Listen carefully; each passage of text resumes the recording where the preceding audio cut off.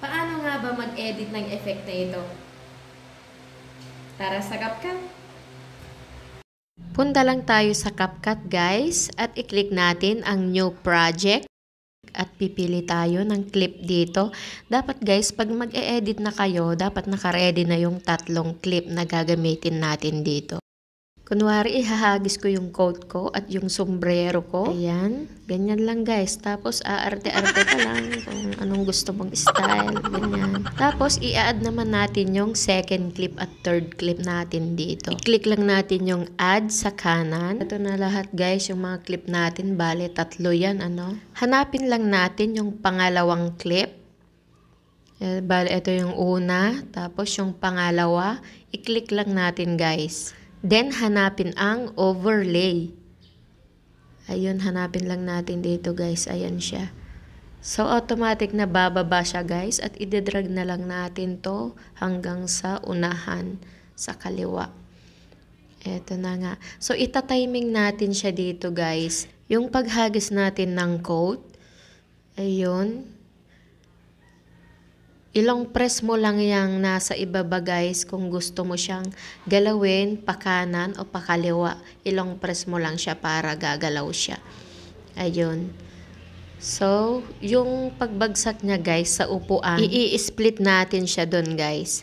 Kasi hindi ko kailangan tong kapiraso dito. Yung pagbagsak niya, bumagsak na siya, no? I-split natin yan guys kasi hindi natin kailangan yan. Ayan, dito lang. Timing lang natin. Tanggalin lang natin siya, bawasan natin para hindi masyadong mahaba. So, ayun na nga guys, yung maliit, ayun, i-delete lang natin yun kasi hindi natin kailangan yun. So, ipantay lang natin siya guys.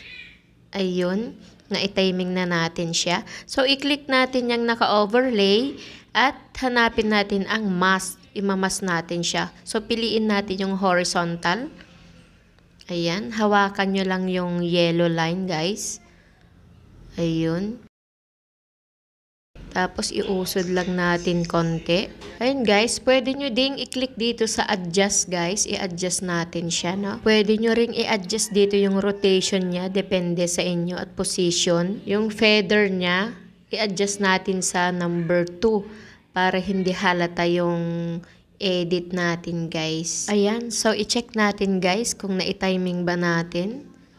Ayun. O, diba? Yung pagbagsak ng coat, biglang nandun na ako. Ayan. So, pupunta naman tayo guys sa pangatlong clip. Ito na siya. I-click lang natin guys. At hanapin uli natin ang overlay para pupunta siya sa baba. So, ibababa pa natin siya guys. Ayun. At itatiming lang din natin doon sa bandang pagbagsak ng sombrero. Ayun.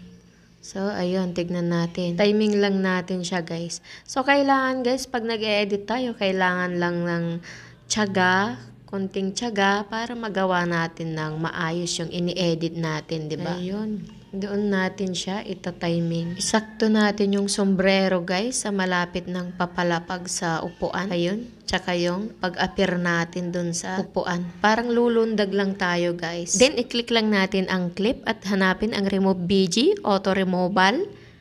Ayan guys. At kapag nag-green na guys yung check dyan sa kaliwa, pwede na nating pinduting itong check dito sa kanan. Ayun. So, i-check lang natin siya guys kung okay na. Kung na-timing ba natin lahat.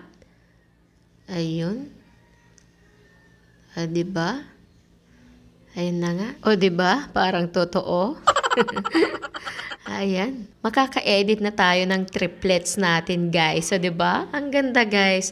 So, nakakatuwa naman, guys, mag-edit ng mga ganito. So, itry nyong mag-edit, guys. Madali lang. Basta sipag at tiyaga lang ang kailangan natin para makagawa tayo ng magandang content. So, kung nakikita nyo, guys, dito sa dulo nila, hindi sila pantay. So, ang gagawin natin dyan guys, i-click lang natin yung mga clip. Ayan, at iusod lang natin pa kaliwa. Ipapantay lang natin siya. Ganun din yung unang clip natin. Ayun. Ganun lang kasimple guys, para pantay-pantay sila. Mas magandang tignan sa dulo, o diba? Eto na guys yung outcome niya. So pag okay na lahat guys, naayos nyo na, i-click nyo lang sa taas yung may arrow. Ayun, at i-adjust natin yung resolution niya at frame rate para mas maganda yung kalabasan ng video natin. Pagtapos na, pwede na natin tong i-save guys. I-click lang natin yung export. Ayan, at eto na ang resulta.